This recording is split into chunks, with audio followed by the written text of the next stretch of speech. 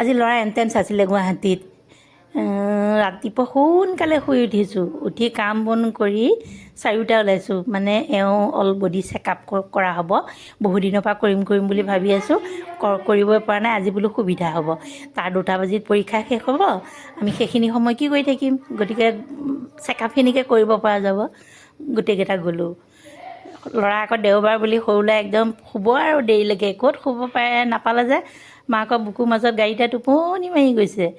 গৈ থাকোঁতে আকৌ যোৰাবাটত তেল ভৰাবলৈ সোমালোঁ, দেখিলোঁ এজনে তেওঁ পইচা গন্তি কৰি আছে। মই বোলো থাপ মাৰিলৈ দৌৰোঁ নেকি, এয়া এইফালে ধৰ এইটো পিকে নেকি বুলি চিঞৰ বুলি ভাবিছোঁ, নহয় পিকে, বেলেগহে, টপা দেখিয়ে পিকে বুলিয়ে ভাবিছিলোঁ।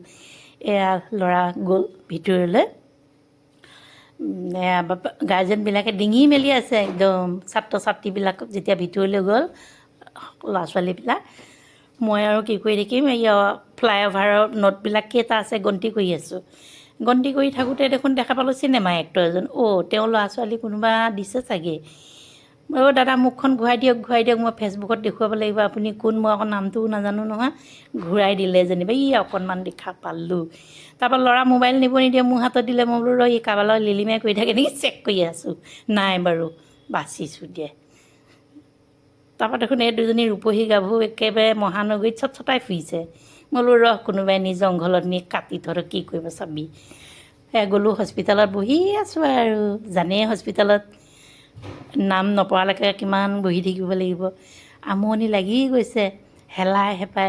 তাৰপিছত টিভি এটা লগাই দিছে, টিভিটোত চাইছোঁ ইমান ধুনীয়া, কি প্ৰজাতিৰ বান্দৰ জানো, বান্দৰৰ লেখীয়াই, একদম পকা দাড়ি, দীঘল দীঘল, দেখিবলৈ ইমান মৰম লাগিছে বান্দৰকেইটা।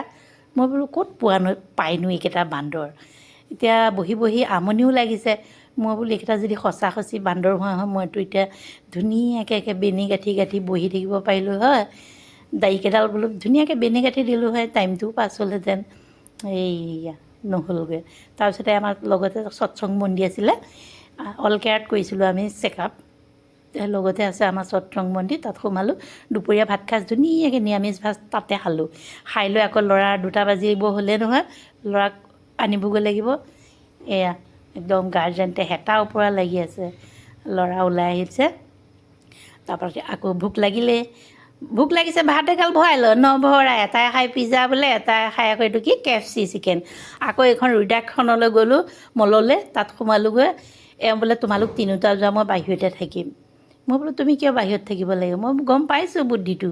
তাত মানে সোমালে যে ইটো ল'ম সিটো ল'ম বুলি ক'ম, বুদ্ধি কৰি পেলাই আমাৰকেইটাক সোমোৱাই দি তেওঁ বাহিৰতে বহি থাকিলে জুচ খাই। বৰ ধুনীয়া দেই, বৃহৎ ডাঙৰ মলটো।